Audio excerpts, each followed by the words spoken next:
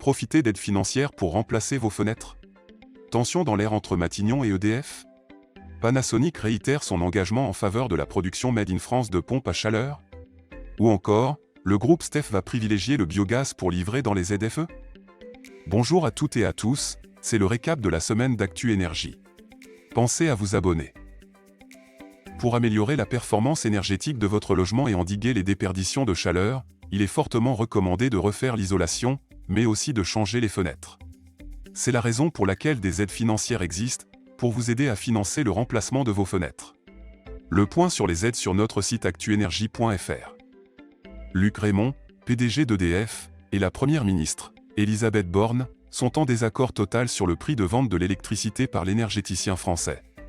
La chef du gouvernement aurait accordé 15 jours au PDG pour fixer un tarif moyen de l'électricité le moins cher possible.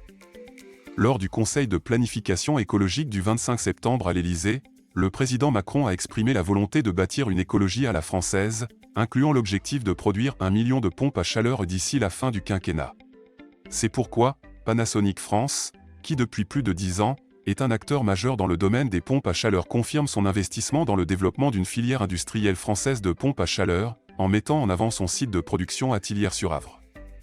L'un des objectifs du transporteur STEF est la réduction de 30% des émissions de gaz à effet de serre, GES, de leurs véhicules, d'ici à 2030 par rapport à 2019. Outre le biocarburant baissant et l'électrique, STEF va miser en priorité sur le biogaz, ces trois énergies bénéficiant d'un classement critère 0 ou 1, autorisant l'accès aux zones à faibles émissions, ZFE, pendant les pics de pollution.